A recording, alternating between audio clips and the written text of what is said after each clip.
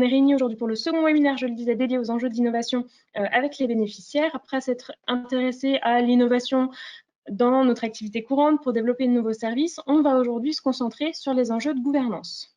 Donc, Bénédicte, chargée de mission à l'Avise, j'accompagne des entreprises de l'ESS à changer d'échelle et dans leur stratégie d'innovation. C'est moi qui vais animer ce webinaire. Et pour démarrer, je laisse la parole à Cécile Leclerc, notre directrice générale. Bonjour à tous. Donc, je vais rapidement introduire ce webinaire à la fois pour vous le replacer dans son contexte, donc vous dire qui est l'Avise et puis retracer les travaux qui ont pu nous mener justement à pouvoir organiser ce webinaire aujourd'hui. Alors donc l'Avise, c'est une agence d'ingénierie pour accompagner le développement de l'économie sociale et solidaire et de l'innovation sociale. Concrètement, c'est une association avec une trentaine de salariés à Paris et qui du coup va à la fois produire de l'outillage et va animer des dispositifs d'accompagnement pour pouvoir accompagner le porteur de projet de l'économie sociale et solidaire à toutes les phases de son développement. Donc c'est le schéma que vous voyez, que je ne vais pas développer, mais vous voyez que de la création à l'évaluation d'impact social, donc en passant par les phases de consolidation et de changement d'échelle, on va se poser la question de ses besoins et imaginer à la fois des outils, à la fois des dispositifs qui pourront l'accompagner. On est également, bien sûr, en lien avec les enjeux des acteurs de l'accompagnement sur le territoire et donc tous les enjeux de structuration des écosystèmes favorables au développement de l'innovation sociale et de l'économie sociale et solidaire. Et ça nous amène à produire des outils et à animer des collectifs d'acteurs qui sont plus larges que les seuls porteurs de projets, mais qui sont bien sûr tous les acteurs de l'accompagnement, les acteurs du territoire au sens large. Tous les outils qu'on produit, ils sont accessibles gratuitement sur le portail de l'Avise, avise.org. Donc, bien sûr, vous n'hésiterez pas à y aller et ils peuvent être disponibles en format papier. Alors, nous, on veut être sûr que vous allez les lire, donc il faut que vous nous disiez et que vous fassiez une demande, mais bien sûr, on peut vous en faire parvenir. Je ne vais pas rentrer dans le détail des différents programmes. Je vais vous dire par contre tout à fait sur cette diapo qu'on réussit à travailler parce que d'une part, on a des membres, donc des membres de l'association qui sont les acteurs représentatifs de l'économie sociale et solidaire et d'innovation sociale, à la fois tête de réseau et grandes entreprises de l'économie sociale et solidaire. On a également des partenaires financeurs et stratégiques, et notamment l'Europe et l'État qui nous permettent de conduire nos différentes missions et de les articuler avec leurs propres enjeux stratégiques. Et puis, ce qui n'apparaît pas sur cette diapo, c'est tous les acteurs de l'accompagnement qu'on peut réunir en communauté. Alors, notamment l'ensemble des incubateurs dédiés à l'innovation sociale dans le cadre d'une communauté émergence qui réunit plus de 130 dispositifs dédiés. Et puis, dans le cadre aussi du dispositif local d'accompagnement, dont on est l'opérateur au niveau national et qui réunit plus d'une centaine de structures, elles présentes sur les territoires dans chaque département pour accompagner plus de 6000 entreprises de l'ESS chaque année. Je vais passer en effet au sujet de l'innovation sociale qui nous amène à notre sujet aujourd'hui. Et il est intéressant parce qu'en prenant la frise en fait, chronologique des travaux qu'on a pu mener, on comprend bien comment l'Avise travaille de manière générale. Le point de départ, c'est 2011. En tout cas, ça se formalise en 2011. C'est quand, du coup, on voit bien qu'il y a un vrai besoin de définition de l'innovation sociale. Et du coup, l'Avise était secrétaire de la commission du Conseil supérieur de l'ESS qui travaillait, du coup, sur les enjeux de caractérisation. Et ce qui nous a permis, avec, du coup, un vrai collectif d'acteurs, de co-construire des définitions et une grille de caractérisation et de produire derrière un mode d'emploi qui permet de le définir de manière accessible. De la même manière, on a également travaillé assez tôt le sujet du changement d'échelle de ces innovations sociales. Et donc, on a publié en 2014 un guide sur la question. Et pour pouvoir faire ces outils, il faut bien sûr aussi les éprouver en direct avec les porteurs de projets qui sont dans des stratégies d'innovation sociale et de changement d'échelle. Et donc, dès 2014, on a lancé des dispositifs qui existent toujours aujourd'hui. Et notamment, là, on vous cite PINS sur l'essaimage d'innovation sociale en partenariat avec la Fondation Massif et Silver Solidarité, qui est sur l'essaimage et même la croissance d'innovation sociale intéressante sur les enjeux donc, de Silver Economy en partenariat avec AG2R La Mondiale, pour prendre des exemples. Ça, c'est sur le sujet de l'accompagnement un peu général de l'innovation sociale, ce qui nous a amené à travailler à partir de 2017 sur le sujet de la démarche d'innovation en tant que telle. Du coup, comment est-ce que l'entreprise de l'économie sociale et solidaire, le porteur de projet d'une innovation sociale, il peut travailler des démarches d'innovation en son sein. Ça a aussi été des sollicitations, bien sûr, d'entrepreneurs sociaux de pouvoir travailler avec eux sur ce sujet-là. Et ça nous a amené, après avoir fait un travail de benchmark, à pouvoir réunir une communauté d'entreprises sociales. Donc là, vous voyez leur logo apparaître sur la diapo. Et du coup, de travailler avec eux. Donc c'est pour ça que je vous disais, c'est bien représentatif de notre manière d'avancer, c'est que du coup, on capitalise, on produit des outils quand on a pu évidemment le co-construire et avoir des vrais retours d'expérience dans le cadre de programmes d'accompagnement. Et donc là, on a pu beaucoup travailler ensemble et produire, in fine, en 2019, un guide s'engager dans une démarche d'innovation qui, du coup, permet d'accompagner d'autres entreprises sociales, d'autres acteurs de l'ESS à avancer sur cette question.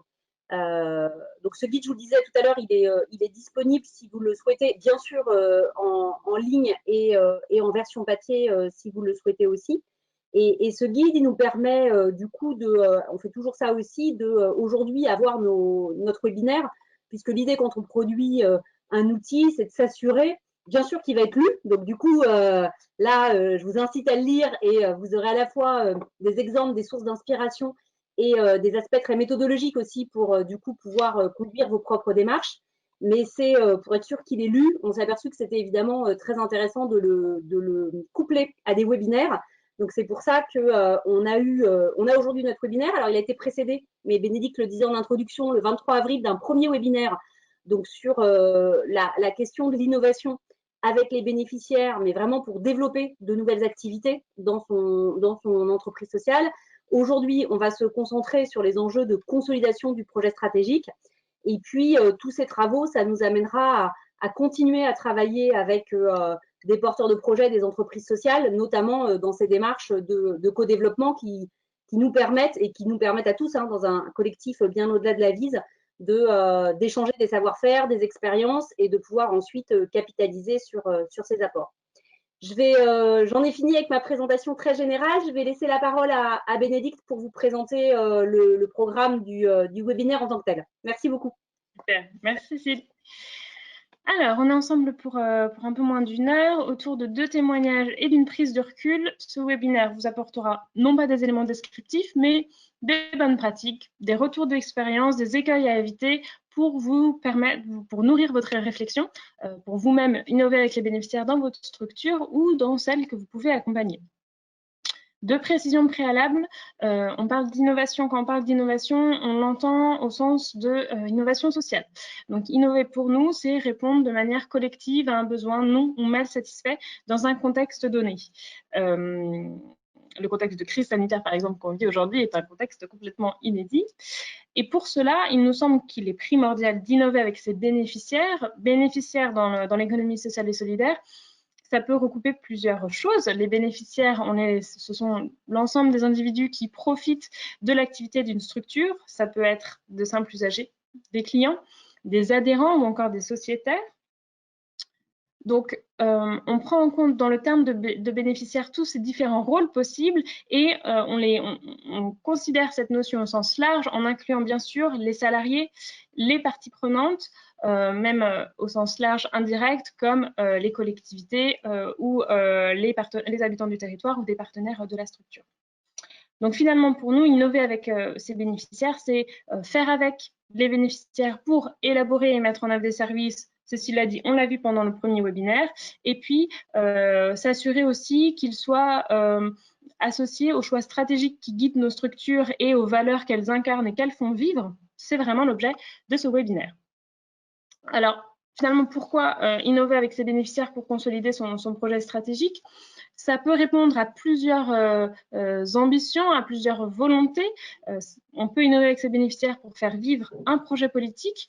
Dans l'économie sociale et solidaire, on a des valeurs démocratiques et coopératives qui sont présentes, qui sont bien sûr, on est un nuancier de l'incarnation de ces valeurs et du débat, mais on sent que c'est des valeurs fortes.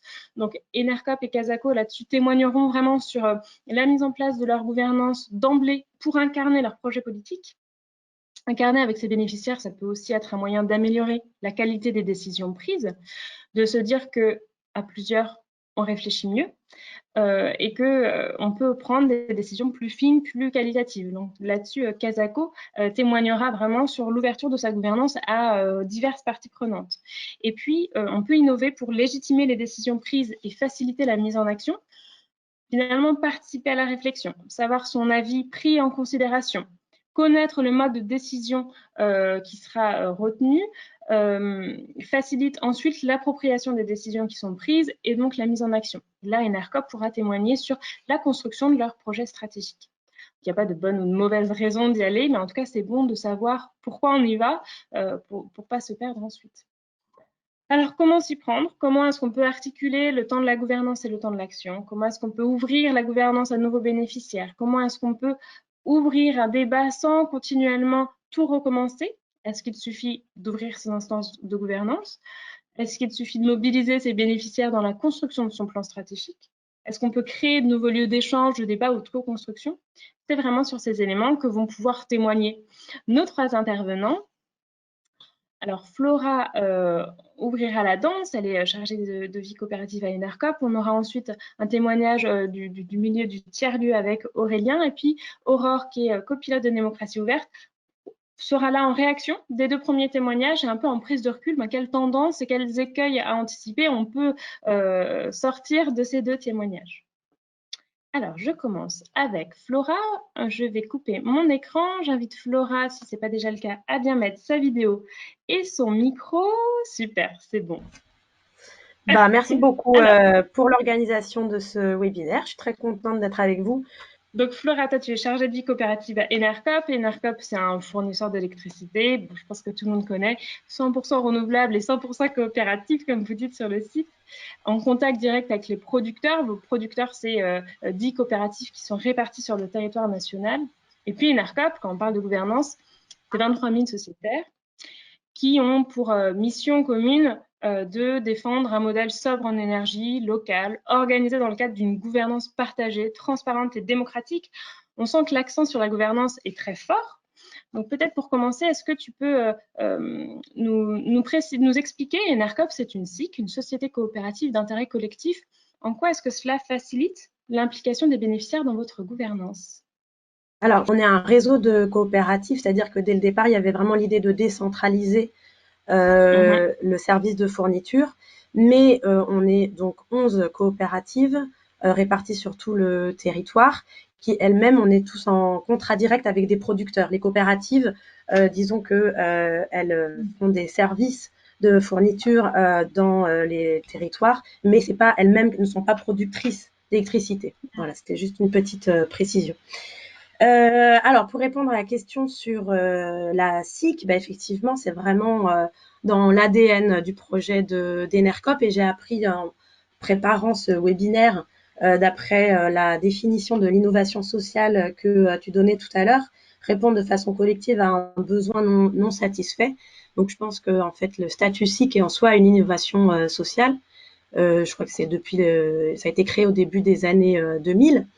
Et donc l'idée, c'est qu'on connaissait les coopératives avant de production avec les sociétaires qui sont les salariés sont les sociétaires, des coopératives de consommation, etc. Et les SIC, l'innovation, c'est de se dire on va prendre toutes les parties prenantes d'un projet autour de la table. Et donc, par exemple, pour ENERCOP, ça veut dire qu'il y a différentes catégories de sociétaires qui sont les clients d'ENERCOP, qui sont les producteurs d'électricité, les salariés, il y a également des collectivités, des partenaires, et pour ENERCOP national, il y a aussi les ENERCOP locales, dont je parlais tout à l'heure, le réseau, qui sont aussi sociétaires d'ENERCOP. Donc l'idée, c'est de mettre tout le monde autour de la table et chaque catégorie est représentée au conseil d'administration et chacun vient pas pour défendre son intérêt catégoriel, c'est-à-dire c'est pas le consommateur qui vient pour baisser les prix et le producteur qui vient pour monter les prix, mais l'idée c'est de réfléchir ensemble pour du coup l'intérêt collectif. Donc c'était une coopérative d'intérêt collectif et l'intérêt collectif il est matérialisé dans la gouvernance. Avec la petite subtilité à ENERCOP, c'est que bon, comme dans toute coopérative, une personne égale une voix, c'est-à-dire que ça dépend pas du tout du nombre de parts qu'on prend, ça n'augmente pas son pouvoir. Donc ça, c'est le principe coopératif de base. Et donc la petite subtilité, c'est que nous avons quand même beaucoup plus de sociétaires clients que dans toute autre catégorie. 99% de notre sociétariat, là sur les 23 000 sociétaires, ce sont des consommateurs.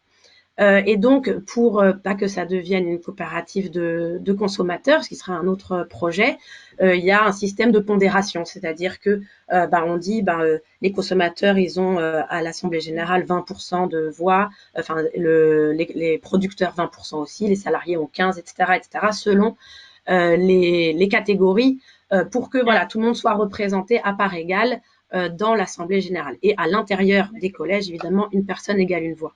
Voilà, c'est peut-être c'est évident pour certains ou un peu technique pour d'autres, mais je trouve ça intéressant d'en parler parce que ça exprime bien qu'est-ce qu'on entend par voilà comment un statut peut servir un projet voilà d'intérêt collectif. Alors merci, moi tu nous as bien précisé d'où est-ce que tu parles aussi, puis qu'on comprenne un peu la mécanique qui est en place. En détail, est-ce que tu peux nous illustrer ces propos par un ou deux projets qui mettent en mouvement cette gouvernance avec vos bénéficiaires? Alors, effectivement, j'avais pensé à deux projets. Donc, il y a il y a 2 ans, on a voulu remettre à plat notre projet stratégique, c'est-à-dire qu'il avait été déjà, il y en avait un qui datait de 2014, mais qui avait été fait par un cabinet externe et qui finalement n'a pas été si bien approprié. Et donc là, il y avait vraiment l'idée de complètement changer de méthodologie. Et donc, il y a eu un groupe d'une vingtaine de personnes avec donc il y a parmi tous les salariés et tous les administrateurs de tout le réseau, avec 8 volontaires, 4 tirés, enfin bon, les chiffres n'ont pas trop d'intérêt, mais disons qu'il y a eu des volontaires, des tirés au sort, des personnes nommées, etc., pour, donc avec voilà, différentes modalités de participation, pour réunir des gens avec des séminaires thématiques. Il y avait une plateforme d'échange aussi avec l'intégralité des salariés et des administrateurs pour refondre ce projet stratégique pour les 3 prochaines années à venir. Et puis, on a aussi mis en place un atelier à l'Assemblée générale pour essayer de aussi impliquer les sociétaires en leur expliquant, c'était un moment où il n'était pas encore validé, donc leur expliquant où est-ce qu'on en était et comment faire remonter un peu des idées via les sociétaires. On aurait pu imaginer carrément essayer de faire quelque chose de beaucoup plus large en intégrant dans le groupe des 20 aussi des sociétaires. Ça, j'y reviendrai après. On a quand même des questions d'échelle et de nombre qui sont pas complètement simples à Enercoop. Et déjà, si on prend l'intégralité des salariés et des administrateurs de tout le réseau, on arrive déjà à 350 personnes. Et donc, ce plan stratégique a ensuite été validé par les instances. Et effectivement, enfin, par rapport à l'ancien plan stratégique, je pense qu'il y a vraiment pas photo, que ça a permis énormément de débats et puis, enfin voilà, de se redonner un peu un souffle commun sur nos ambitions. Et l'autre exemple que je voulais prendre, et là qui est beaucoup plus d'actualité, c'est sur notre assemblée générale. Donc, on a une assemblée générale dématérialisée, comme beaucoup d'entre nous, j'imagine. Donc, pour nous, c'est un peu embêtant parce que c'est vraiment le grand moment démocratique où on a plusieurs centaines de sociétaires qui viennent. Et donc, il y a la partie statutaire, mais il y a aussi tout un tas d'ateliers participatifs, etc. Et comme on n'était pas en capacité de le faire cette année, bon, c'est des choses qui étaient déjà faites par ailleurs par d'autres personnes, mais là, on met en place une série de 4 webinaires à destination de tous les sociétaires sur différents thèmes liés à l'AG. plus des capsules vidéo pour que les gens puissent quand même prendre connaissance des différents thèmes avant de voter, plus la mise en place d'une plateforme d'animation des sociétaires qui devait sortir en septembre, mais là on a un peu accéléré le processus pour que ce soit déjà actif pendant l'Assemblée générale. Et donc là, c'est les 22 000 sociétaires ou 23 000 sociétaires qui sont invités et à participer au webinaire et à venir échanger sur cette plateforme, qui est donc autant un lieu d'information, parce que nous, on a un peu cette question-là, comment on informe au mieux, enfin, on considère que voilà, c'est notre rôle, à partir du moment où quelqu'un a pris une part, c'est d'avoir toutes les informations nécessaires. Et cette plateforme, elle peut être aussi un lieu de mobilisation, si on a besoin dans tel ou tel endroit, que ce soit tenir un stand ou si quelqu'un se sent prendre la parole pour Enercop dans tel débat, enfin je parle d'un sociétaire, ou alors on a besoin de faire un atelier participatif pour revoir notre espace client, on a besoin de sociétaires pour nous aider. Dans les détails, Flora, merci beaucoup. Ah oui, le truc en cours. Alors, oui, et donc je finis juste sur cette plateforme, excuse-moi pour finir le déroulé. Donc, il y a l'information, la mobilisation, et puis les échanges entre sociétaires. Et après, vas-y, t'as raison, coupe-moi, je répondrai après, je continuerai après. C'est très bien, tu as bien reposé les objectifs de cette plateforme qui, du coup, sort un peu plus tôt que prévu étant donné le contexte. Là, on a entendu l'ambition, enfin les raisons pour lesquelles vous montez ces outils-là. Quant à l'expérience que vous avez déjà de cette gouvernance avec les bénéficiaires, en quoi c'est mieux finalement, en quoi c'est différent d'une structure classique qui n'ouvrirait pas tant que ça sa gouvernance? Alors, c'est différent parce que ça prend énormément de temps. Non, mais en fait, c'est ce que tu disais un petit peu en introduction. Je m'y reconnaissais bien, c'est-à-dire que à la fois ça porte notre projet politique avec cette idée que il faut associer au maximum les parties prenantes pour que notre projet ait du sens, puisque enfin voilà, on n'est pas que axé sur la rentabilité. L'idée c'est de répondre aux besoins des sociétaires, le principe d'une coopérative. Donc effectivement, en fait, c'est dans l'ADN d'Enercop, c'est d'essayer de partager au maximum la réflexion. Et puis après, il y a aussi une façon un peu plus pragmatique. C'est comme ça que les gens peuvent nous suivre, alors que ce soit au niveau très opérationnel des salariés. C'est tout ce qui se développe un peu en termes d'intelligence collective, c'est-à-dire que effectivement, si on est associé aux décisions, on va beaucoup plus facilement les mettre en œuvre, y compris si les décisions ne vont pas dans notre sens. Mais au moins, si on comprend exactement le process, voilà, ça permet aussi de faciliter les rouages opérationnels. Et puis, bon, voilà, c'était un peu ce que tu avais dit, dit au début. Oui, que vous vivez vraiment au quotidien. Alors, tu l'as évoqué, ça prend du temps. Est-ce que tu peux partager une ou deux difficultés ou interrogations que vous vous posez? Oui, c'est-à-dire que dans l'idéal, après l'information et la consultation, on aurait envie d'aller vers de la co-construction et de la décision, qui est un peu l'aboutissement. Maintenant, c'est vrai qu'à 23 000, on pourra jamais se rencontrer tous physiquement, et même avec les outils du numérique, ça peut aider, mais ça peut être vite un piège qui peut être très frustrant de faire semblant de demander son avis à tout le monde et d'être en incapacité de gérer des milliers de retours. Donc il y a quelque chose d'un peu subtil à trouver.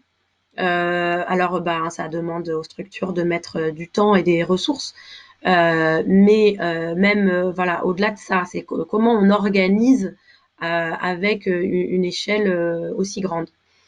Alors sur les 23 000, il n'y a pas du tout tout le monde qui trépigne de s'investir à fond dans Enercop. Il y en a un certain nombre qui considèrent que c'est important d'être dans une coopérative et qui n'ont pas forcément beaucoup de temps supplémentaire.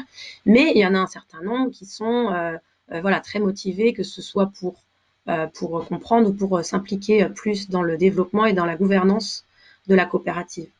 Donc il y a cette question du nombre qui est pas simple. Et puis la question de la temporalité avec un peu, c'est ce que je te disais en préparation, c'est ce que je considère une tension intrinsèque entre la temporalité de la gouvernance, qui est un peu du temps long, et la temporalité opérationnelle, qui est du temps extrêmement rapide. Et d'autant plus, enfin peut-être on pourrait dire ça partout, sur tous les secteurs, mais moi j'ai l'impression un peu d'autant plus sur le marché de l'électricité qui est très concurrentiel, avec des réglementations compliquées qui changent, etc. Et donc le temps que tout le monde s'approprie voilà ces contraintes-là, voilà c'est un peu compliqué. Donc faut trouver le bon curseur voilà entre temporalité gouvernance et temporalité opérationnelle. Merci beaucoup. Si tu avais un conseil à donner en une phrase, quel serait-il? Et ben pour revenir là sur en fait c'est que je pense que la difficulté aussi d'impliquer les bénéficiaires, c'est qu'il y a une différence de niveau d'information, une différence de temps disponible, une différence d'intérêt pour telle ou telle thématique et une différence entre des modalités d'interaction souhaitées.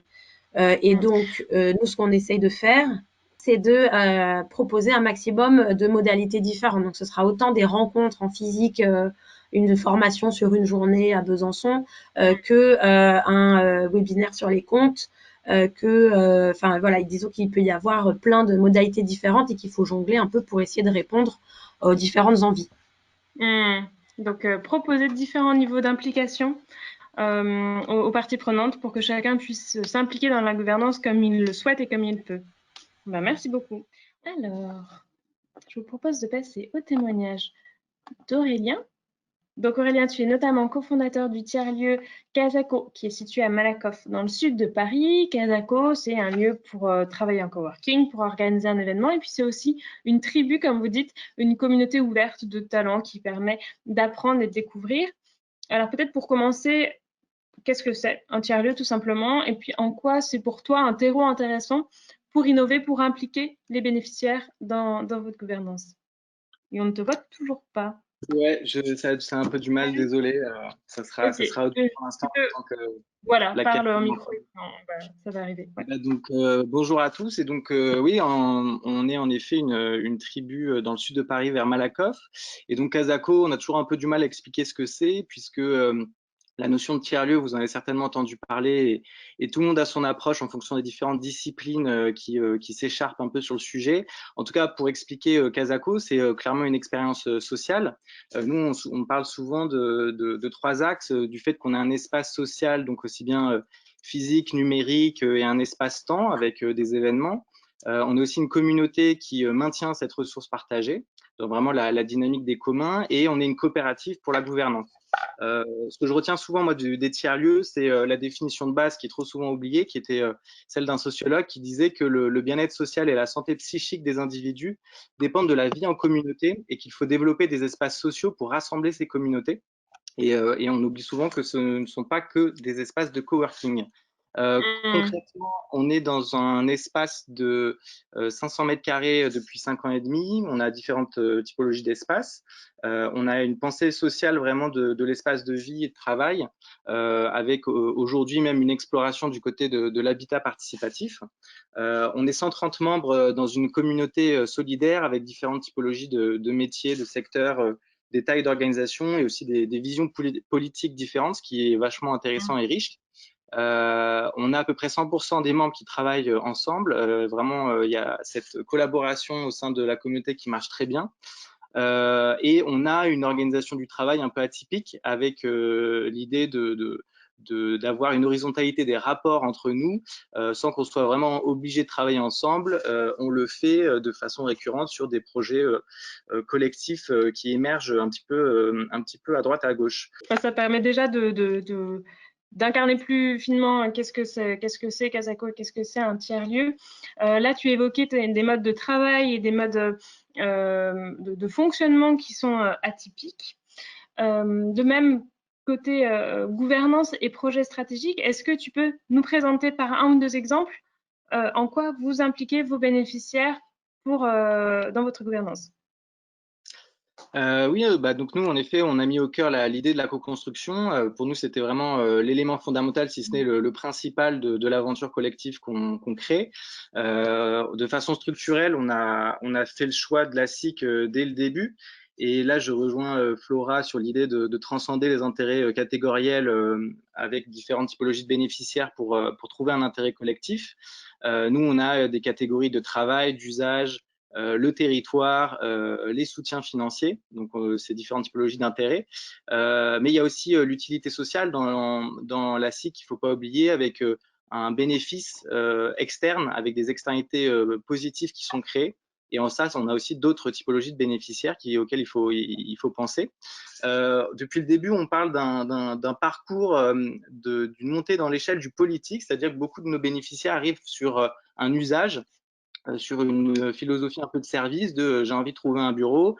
Il passe par de l'émotion et du social, de rencontrer l'autre et de créer des cadres collectifs. Et ça va jusqu'au politique, cette idée de vouloir co-construire un commun. Et ça, en effet, c'est important pour nous de réussir à dépasser l'usage et de impliquer l'usager jusque dans la coopérative sur l'échelle politique. Très concrètement, on a, nous, ouvert progressivement le sociétariat avec aujourd'hui 64 associés dans la coopérative. Au début, on était 3. On adapte les catégories tous les ans. On a une élection sans candidat tous les ans pour élire les représentants des associés, avec un conseil coopératif actuellement de 7 personnes, qu'on va bientôt transformer en conseil de surveillance. On a testé plein de formats, je ne vais pas tous les lister, mais en tout cas pour nous, ce qui est fondamental, c'est d'avoir dans ces conseils coopératifs de la convivialité. On fait toujours ça autour d'un apéro. On a cette idée de transparence aussi avec l'affichage sur notre mur de la vie coopérative dans l'espace de tout ce qui peut se dire dans ces différents conseils, en assemblée générale et autres. Et ce n'est pas que pour les associés, c'est bien pour tous les bénéficiaires, pour aussi leur montrer la possibilité de s'impliquer dans l'espace politique. On organise aussi des séminaires d'associés. Un format qu'on a testé dernièrement, dont on a parlé avec Bénédicte, c'est le forum ouvert, qu'on a trouvé vachement intéressant, puisque ce sont les associés qui décident des sujets qui seront abordés, et vraiment la direction et les représentants les plus identifiés de la coopérative sont là vraiment en spectateurs. Et c'est comme ça qu'un sujet d'usage est arrivé avec l'habitat coopératif principalement. Et de façon quotidienne, on a aussi cette idée d'organiser de façon récurrente dans l'espace des agoras contributives où chacun peut exprimer un petit peu son besoin, donc plutôt avec les bénéficiaires présents dans l'espace. On a tenté du tirage au sort avec des conseils d'animation pour fixer le programme d'animation. On a à peu près une dizaine par mois d'événements, ce qui permet aussi d'impliquer les bénéficiaires dans ces enjeux-là. Et là, on est plutôt sur les sujets des budgets contributifs pour rendre transparent le partage de la valeur après avoir fait la partage du pouvoir. Super. Donc, beaucoup de choses. Tester le forum ouvert en amont des AG, tester ces formats ces formes de budget contributif, ça peut être inspirant pour plusieurs. Tu l'as dit, ça fait 5 ans et demi que Casako est en place. Vous avez du coup déjà un petit peu de possibilité de regarder en arrière et de se dire qu'est-ce que ça a finalement vraiment apporté tout ça? Écoute, ça a apporté énormément. En tout cas, on se questionne constamment sur ce qu'est Casako grâce à l'intégration en effet politique des bénéficiaires. On a un regard sur les équilibres d'intérêts constants, comme le disait très bien Flora, pour nous entre la direction, les fondateurs qui concrètement sont plutôt sur des enjeux de pouvoir, de contrôle.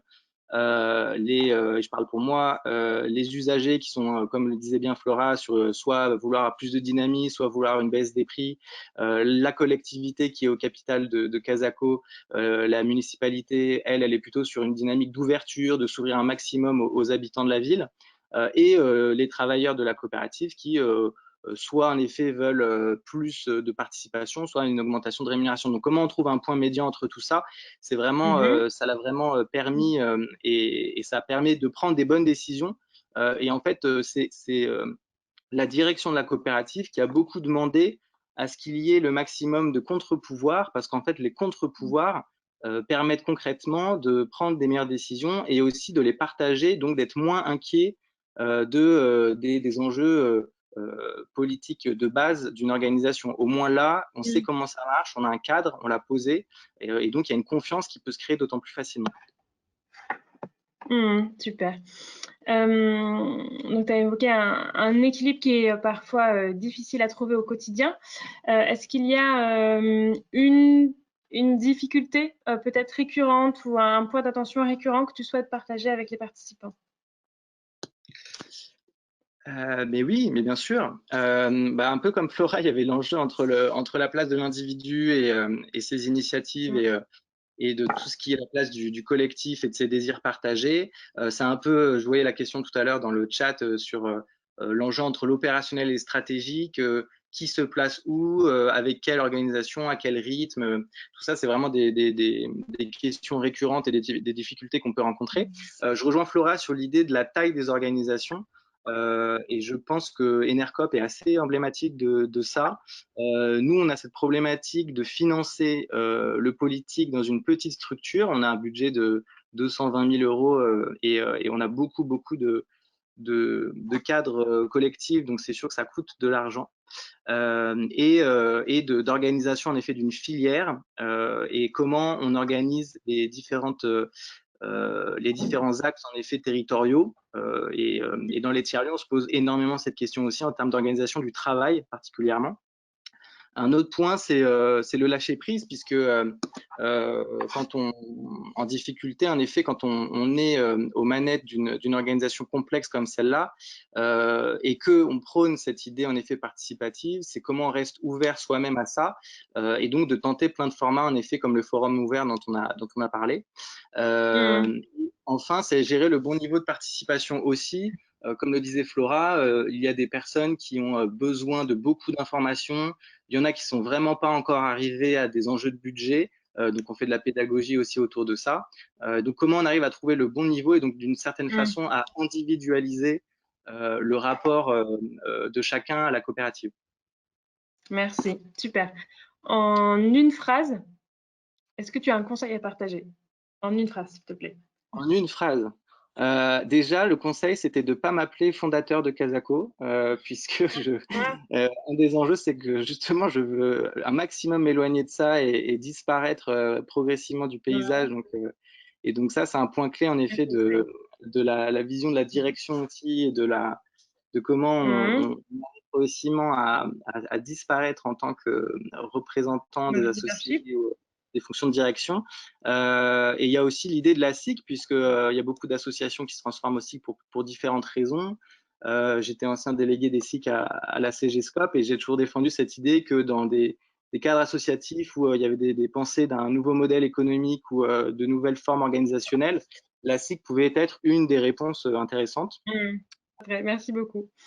Je vous propose donc de passer à une réaction un petit peu prise de hauteur d'Aurore Pimon. Donc Aurore, je t'invite à allumer ta caméra et ton micro. Super. Hello Aurore. Donc Aurore, tu es copilote de Démocratie Ouverte, le collectif de l'innovation démocratique. Donc à Démocratie Ouverte, vous vous donnez comme mission de promouvoir, de soutenir toutes les initiatives qui œuvrent pour gagner en pouvoir d'agir, pour mieux décider ensemble. Vous êtes un collectif de chercheurs, de professionnels, de citoyens. Vous menez des expérimentations, vous incubez des projets d'innovation démocratique, dont des projets de SS. Ça te permet de voir beaucoup de choses. Ces deux témoignages que tu as entendus, pour toi, est-ce que ça illustre certaines tendances et si oui, lesquelles? Bonjour à tous, merci Bénédicte pour la présentation. Donc effectivement, j'ai noté plein de choses. Si je me concentre sur deux tendances que les témoignages peuvent illustrer, je dirais que ça illustre d'un côté les enjeux des modèles coopératifs et en fait du fait de devoir animer une vie démocratique, même si on a déjà des statuts démocratiques, et puis de l'autre, la place des outils finalement dans les enjeux de gouvernance partagée et de participation. Et donc, sur le premier point, c'est vrai que Casako et Enercop sont tous les deux des coopératives. On voit un vrai développement du mouvement coopératif depuis plusieurs années. et on peut s'en réjouir. Mais derrière le statut coopératif se cache finalement beaucoup de réalités différentes. Il y a voilà, les coopératives qu'on nous a présentées, et puis il y a des banques comme le Crédit Agricole, comme le Crédit Mutuel, il y a des coopératives agroalimentaires, des coopératives de commerce de détail comme Leclerc ou le groupe U. Donc, on voit bien que ça reflète des réalités très différentes. Et à partir de là, on se doute bien que finalement, pour impulser une démarche participative et coopérative, il ne faut pas se limiter au statut, mais bien comme Flora et Aurélien ont illustré, animer réellement une vie, animer la communauté, animer une vie démocratique à l'intérieur de l'organisation. Et ça demande beaucoup de moyens et toute une stratégie. Et donc, pour mener à bien cette stratégie d'associer ces bénéficiaires au sein de la gouvernance, souvent, en tout cas dans le monde des collectivités locales, beaucoup, que je connais très bien, le premier réflexe, c'est de se dire, OK, je veux une plateforme numérique. Et donc, c'est bien normal parce que la civic tech est très à la mode depuis quelques années. Le numérique a voilà, beaucoup de promesses et ça permet plein de choses, je pourrais revenir après dessus. Mais la première question à se poser, c'est vraiment pourquoi je veux ouvrir ma gouvernance et pourquoi je veux associer mes bénéficiaires à ma prise de décision. C'est quoi le projet derrière? Donc, tu as cité quelques exemples dans ton intro. Voilà, ça peut être en cohérence avec des valeurs démocratiques, ça peut être améliorer la qualité des décisions, ça peut voilà, faciliter le passage à l'action, c'est ce que tu disais, mais il faut vraiment se poser la question de pourquoi on veut faire ça. Et puis dans un deuxième temps, c'est aussi se poser la question de quel niveau de participation je suis prête à, quel niveau de pouvoir je suis prête à partager au sein de mon organisation. C'est ce que disait Flora. Voilà, on a fait de la consultation, de l'info, de la consultation, de la concertation. Voilà, est-ce qu'on passe au niveau supérieur de la co-construction? Souvent, on voit ce préjugé peut-être que la co-décision, c'est forcément mieux. Alors, oui, c'est mieux pour des valeurs démocratiques, mais très concrètement parlant, c'est mieux de faire de la consultation bien faite, en ayant respecté ses promesses, en ayant respecté le contrat de participation, en étant totalement transparent jusqu'au bout, plutôt que de promettre de la codécision et d'associer vraiment tout le monde à la construction de la stratégie et au final de mal faire les choses. Et ça, c'est un des écueils, je peux revenir après. Voilà, le risque, c'est vraiment de créer de la déception derrière et finalement une espèce de fatigue démocratique. On l'a bien vu pendant le grand débat. Après le grand débat, on s'est dit, ah ben voilà, on nous a encore consulté, ça sert à rien. Donc vraiment se poser les bonnes questions. Et je terminerai peut-être justement sur les outils, la place des outils. Le numérique permet effectivement, comme disait Flora, au sein des NERCOP par exemple, d'organiser des nouvelles choses, des webinaires, de faire circuler davantage l'information parce qu'on peut y avoir accès plus facilement par des plateformes. On peut toucher beaucoup plus de monde dans une grande coopérative, une grande organisation. En revanche, si on souhaite prendre des décisions sur un sujet extrêmement complexe, il vaut mieux favoriser des dynamiques de délibération et donc le présentiel. Et le présentiel est toujours indispensable, de toute façon de manière complémentaire avec le numérique, notamment parce que on touche aussi des publics différents en fonction des outils différents qu'on utilise. Voilà, je pourrais revenir dans les questions après. Il y a plein d'outils d'éducation populaire, d'intelligence collective, de gouvernance partagée qu'on peut utiliser pour à la fois répondre à chaque fois correctement aux bons enjeux en fonction du contexte et en fonction du public cible. Super, merci beaucoup. Alors, tu l'as déjà un peu évoqué en parlant du risque de déception quand on annonce trop fort et puis finalement on n'est pas à même d'aller jusqu'au bout. Donc, peut-être quels écueils récurrents pour toi est-il possible d'anticiper, au moins d'identifier au mieux? Oui, alors le plus gros enjeu pour moi, le plus gros piège à éviter, c'est celui dans lequel on tombe presque tous, et Démocratie ouverte aussi a fait les frais il y a quelques années, c'est de se dire, OK, on est super inspiré par ce modèle, peut être un modèle coopératif, ça peut être l'holacratie, ça peut être l'organisation libérée, Opale, enfin, il y a plein de noms qui sont devenus à la mode depuis quelques années. Et à raison, parce qu'il y a besoin de nommer ces nouvelles formes d'organisation plus collaborative. Mais attention, en fait, il n'y a jamais de modèle tout prêt, tout fait. C'est très important de partir depuis la réalité de l'organisation, depuis ses enjeux et ses besoins. Et donc, comme le fait Aurélien, voilà, il faut continuer à inventer tout le temps en s'inspirant de ce qui marche. Évidemment, on ne peut pas recommencer, ne pas réinventer la roue et l'eau chaude à chaque fois, mais se préparer au fait qu'on va être dans une démarche d'expérimentation et qu'il faut prendre aussi en compte la culture de l'organisation, ce à quoi les gens sont prêts pour mener à bien cette démarche participative. Et puis peut-être aussi, Aurélien, tu l'as dit, souvent on part un peu la fleur au fusil en se disant finalement la participation c'est facile, on va faire un questionnaire ou quelque chose comme ça. Et en fait, non, ça s'improvise pas. Il faut du temps, il faut des moyens, et en fait, ça coûte. Et en fait, on s'en rend pas compte dans le secteur public. La démocratie est gratuite, mais en fait, pas tant que ça. C'est nos impôts qui la payent. Et si on n'a pas les moyens de vraiment mettre en œuvre nos ambitions, il vaut mieux réduire nos ambitions et être sûr de bien faire les choses petit à petit. Super, merci beaucoup. Peut-être pour terminer, est-ce que tu as un conseil pour faire le premier pas, pour inviter chacun de nos participants à, dans leur structure, impliquer davantage qu'ils ne le font actuellement leurs bénéficiaires? Oui, alors j'ai noté trois petites choses. Premier cas de figure, si vous souhaitez lancer une démarche participative et que vous ne l'avez jamais vraiment fait, je vous conseille de choisir un sujet précis, bien délimité, et qui a un enjeu suffisamment fort pour mobiliser. Ça ne sert à rien de consulter sur la couleur des pots de fleurs dans la cour du jardin, mais en même temps qu'il soit un sujet relativement peu chargé émotionnellement, historiquement, pour se donner le droit à l'erreur. Parce que, encore une fois, on est dans une démarche d'expérimentation. Bien délimiter le périmètre et encore une fois, expliquer en amont à quoi ça va servir, comment seront traitées les données, les résultats, comment seront prises les décisions finalement, et puis rendre des comptes in fine.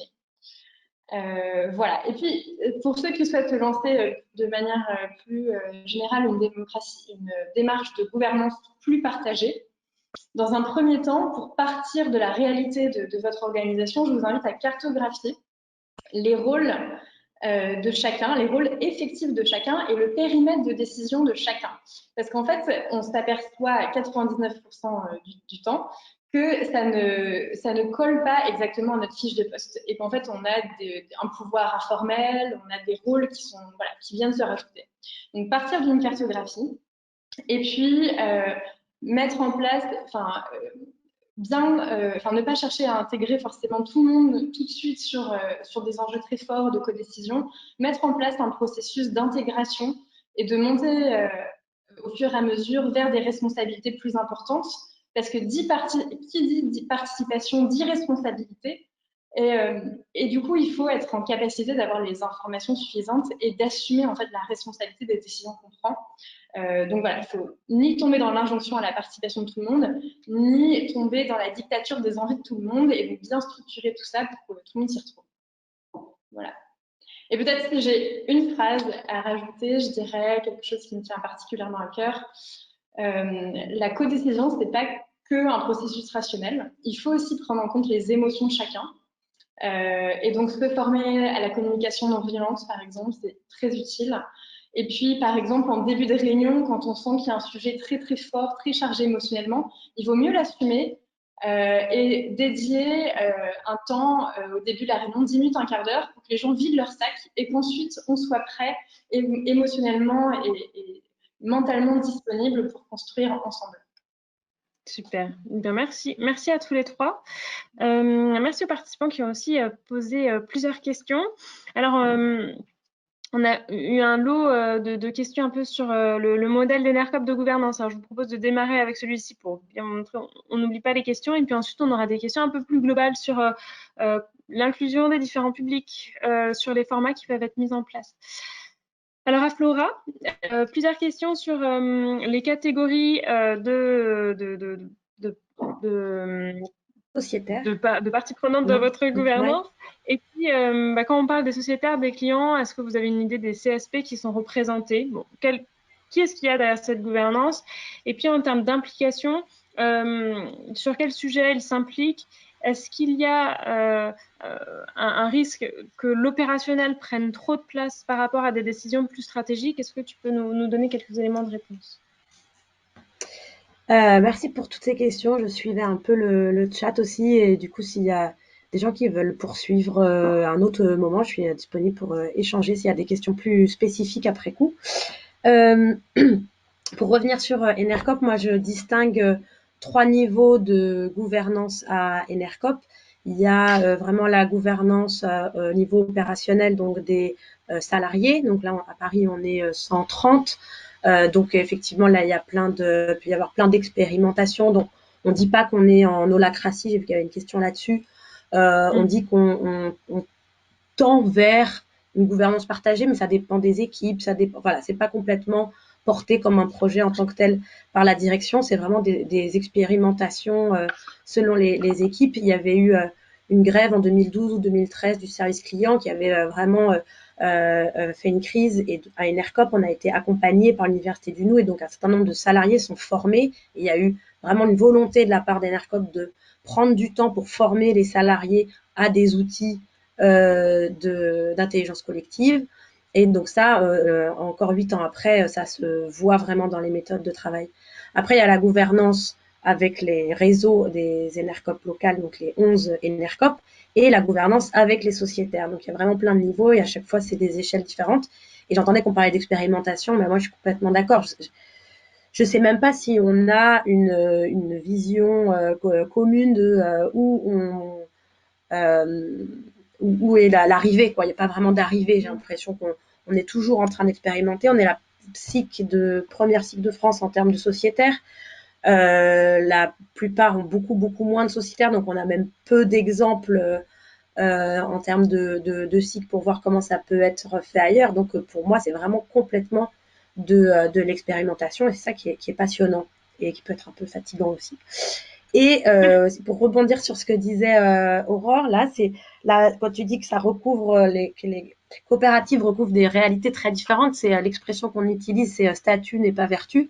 Et effectivement, avec un statut coopératif, on peut faire des choses extrêmement pyramidales, hiérarchiques, avec une concentration de pouvoir énorme et très peu démocratique.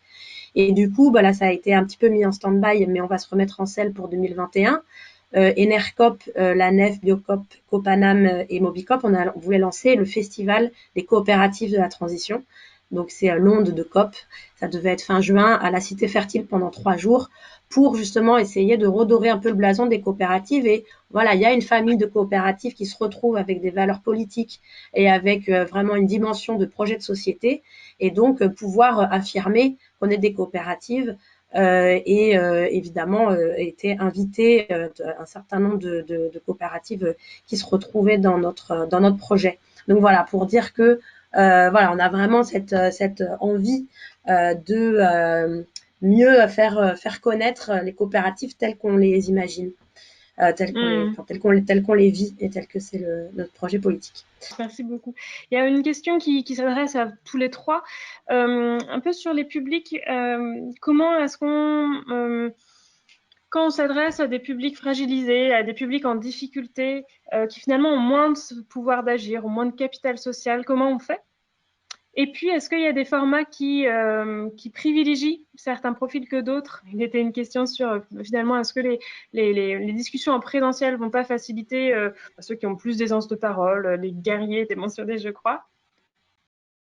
Ouais, je peux répondre juste sur une expérimentation qu'on a eue, parce que clairement, les tiers-lieux, dans leur volonté d'autonomie financière et de limiter un peu les subventions, sont aussi partis pas mal sur des publics, on va dire, aisés, ou en tout cas qui sont en capacité de payer le service. Beaucoup d'expérimentations, en effet, d'intégration de nouveaux publics, en lien particulièrement avec les départements. Et donc, nous, on l'a fait l'année dernière avec le département des Hauts-de-Seine, et c'est sûr que ça questionne l'idée des communs et l'idée des communautés en termes d'ouverture et en termes d'intégration dans un processus collectif. Donc, on a tenté énormément de choses pour les intégrer déjà dans l'usage, puis après dans la convivialité, puis après dans des aspects émotionnels, puis après dans le politique. Mais encore une fois, c'est un parcours pour arriver jusqu'à un sentiment, mais comme les nouveaux élus, hein, d'une certaine façon, on a tout un parcours pour arriver en effet jusqu'aux politiques et jusqu'à l'idée même qu'on puisse être intéressant pour une construction collective. Donc c'est l'étape finale. Dans l'éducation populaire, et on s'est beaucoup rapproché de ce milieu-là, il y a beaucoup de techniques qui existent. Et donc comment nous, animateurs de communauté de travail, on arrive aussi à s'ouvrir à des publics éloignés de l'emploi ou qui ont moins de capital social ou culturel. C'est un des enjeux vraiment sur lesquels il faut travailler avec les collectivités principalement. Super, merci. Est-ce que Aurore, tu souhaites compléter? Ouais, Ouais. sur ce sujet-là, 3 petits points en essayant d'aller vite. C'est vrai qu'on a souvent, on associe souvent le numérique, les plateformes numériques avec un public qui est plutôt éduqué, plutôt à l'aise avec les outils. C'est vrai pour la plupart du temps. Mais il ne faut pas faire de généralité. Il y a d'excellents outils d'éducation populaire. Par exemple, on peut utiliser YouTube, les réseaux sociaux pour diffuser l'information. Ça peut être aussi une manière un peu plus distanciée voilà, de commencer à s'engager, à s'informer, qui fait moins peur peut-être que le présentiel de temps en temps. Et dans les formats de réunion, pour casser le côté qui peut faire peur, un peu salle de classe de la réunion avec des rangs, déjà on peut faire des réunions en cercle. Et puis utiliser des techniques qui permettent de s'exprimer dans le mouvement, comme le débat mouvant, voilà, qui permettent, comme le débat mouvant, ça consiste à se positionner dans un coin de la salle en fonction de si on est d'accord ou pas d'accord avec une proposition. Donc voilà, se déplacer, c'est plus facile que s'exprimer par la parole. Et puis commencer sur la question de la répartition de la parole, question fondamentale. Voilà, encore une fois, il y a des techniques. L'animateur, le facilitateur peut s'assurer que tout le monde prenne la parole. Et puis, juste commencer sa réunion par un tour de météo, un tour de présentation pour que chacun se sente autorisé à s'exprimer. C'est un petit truc qui est facile à mettre en place au début. Merci beaucoup. C'était une question complémentaire qui est apparue entre-temps. Est-ce que l'un de vous a expérimenté ou a connaissance d'expérience d'implication des salariés en parcours d'insertion, donc de fait en CDD?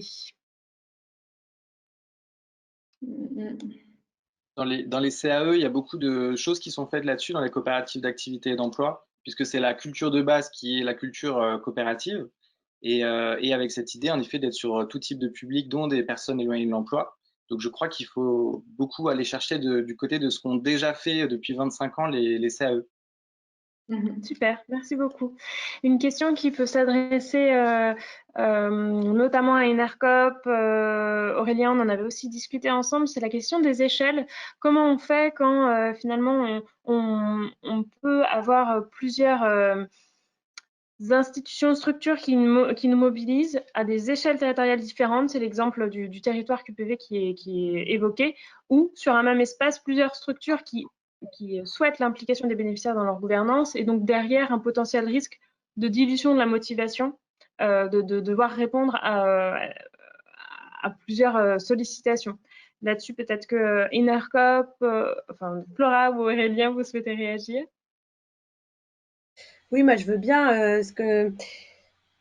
moi, ce que je considère effectivement, c'est que de plus en plus on est sollicité pour prendre part dans différentes instances de gouvernance dans notre vie, que ce soit, je sais pas moi, une crèche collective, un supermarché coopératif, une banque coopérative, son fournisseur d'électricité coopératif, une bibliothèque coopérative. Alors c'est génial, mais effectivement, on n'est pas du tout à temps plein pour suivre toutes ces structures dans lesquelles on voudrait s'impliquer. Du coup, pour moi, c'est vraiment complètement OK de dire je prends une part de capital dans telle structure parce que je pense que c'est important que ça existe. Par contre, je vais pas avoir le temps de m'y impliquer. Et pour moi, je parle parce qu'on a 23 000 de sociétaires, alors peut-être c'est un peu différent, mais quelqu'un qui veut pas s'investir dans la gouvernance de son fournisseur d'électricité, très bien, mais qui pense que c'est important qu'il y ait quand même un service citoyen de l'énergie et que c'est important qu'il y ait une gouvernance démocratique pour un fournisseur d'électricité qui promeuve les énergies renouvelables. Bon, voilà, après, il fait confiance et effectivement, il ne sera pas forcément impliqué. En revanche, on dit que ceux qui le souhaitent, nous, on doit mettre en place tous les canaux et les outils possibles pour que ceux qui souhaitent s'impliquer puissent le faire. Mais voilà, moi, j'ai un peu ce truc de, c'est très OK de pas s'impliquer partout. Alors, il y avait des questions plus spécifiques sur démocratie ouverte. Qui sont vos bénéficiaires exactement? Est-ce que vous conseillez aussi des associations et comment entrer en contact? Et du coup, je greffe une autre question dessus qui était adressée et je pense à Aurore, aussi à Aurélien. C'est l'usage de certaines terminologies. On a entendu le terme contre-pouvoir qui a interpellé certains. Donc, je vous écoute là-dessus, peut-être.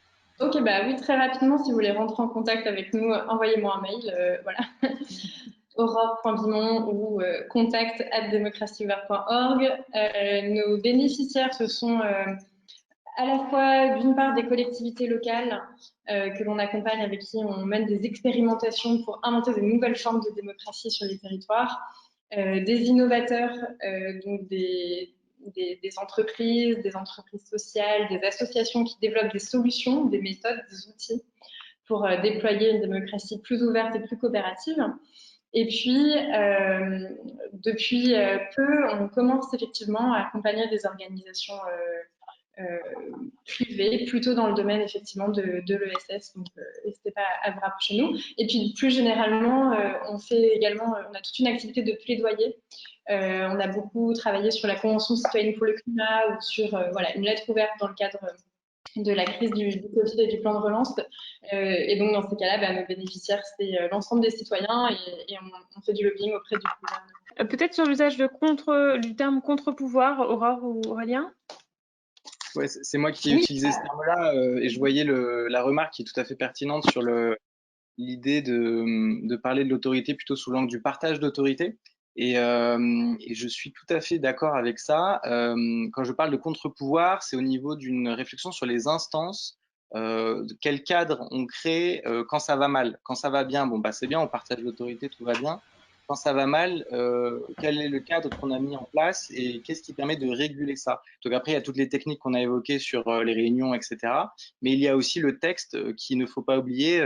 Statut n'est pas vertu, mais il y contribue fortement, puisqu'on a souvent des problèmes relationnels dans tout collectif et on a un texte à la fin qui évoque le partage du pouvoir et de la valeur ajoutée. Donc, c'est fondamental, en effet, de se dire que, parce que c'est la réflexion un peu de l'entrepreneuriat social, que les statuts ne servent à rien.